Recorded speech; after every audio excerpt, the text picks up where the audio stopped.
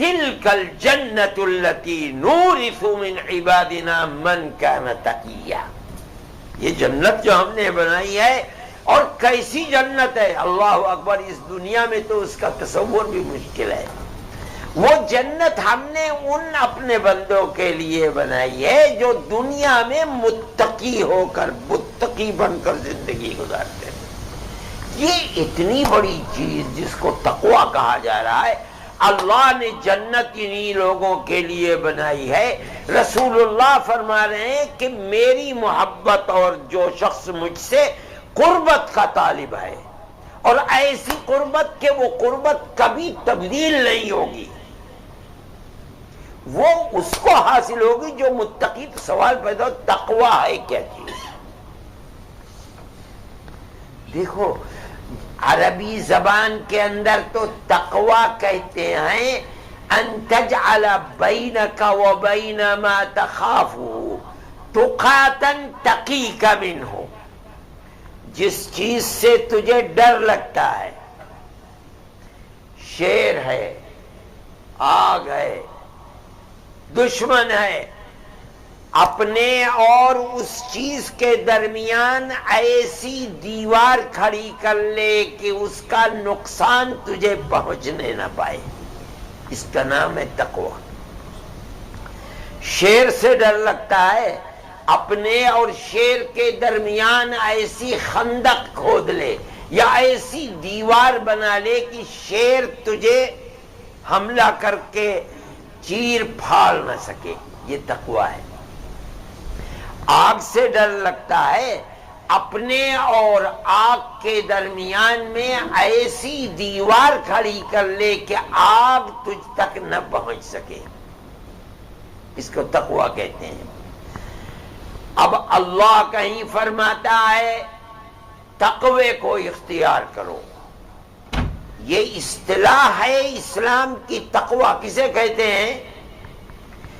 جس چیز کا نقصان تجھے پہنچ سکتا ہے، جس چیز سے تجھے ڈر لگتا ہے، اپنے اور اس کے درمیان ایمان، عقیدے اور عمل صالح کی ایسی دیوار کھڑی کر دے کہ کل اس کا نقصان تجھے نہ پہنچ سکے. یہ ہے تقویٰ. اب قرآن کہتا ہے کہیں واتقوا النار، جہنم کی آگ سے تقوی کو اختیار کرو. کیا مطلب ہے؟ اپنے اور جہنم کے درمیان ایمان، عقیدے اور عمل صالح کی دیوار کھڑی کر دو.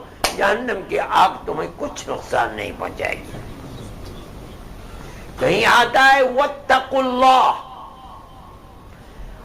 اللہ کے غضب سے تقوی کو اپناؤ. کیا مطلب؟ وہی غضب خداوندی اور اس کے غصے سے بچنے کے لیے دو چیزیں ہیں، ایک ایمان اور ایک عمل صالح، نیک عمل.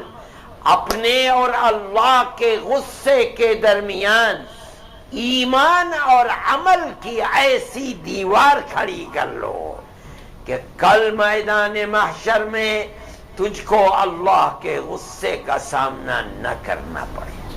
یہ ہے مطلب تقوی کا. اس کا مطلب کیا ہے؟ اللہ کا نبی فرما رہا ہے کہ معاذ تم رو رہے ہو فرقت کی وجہ سے. دنیا کی تو یہ فرقت ہر ایک کو ملنی ہے.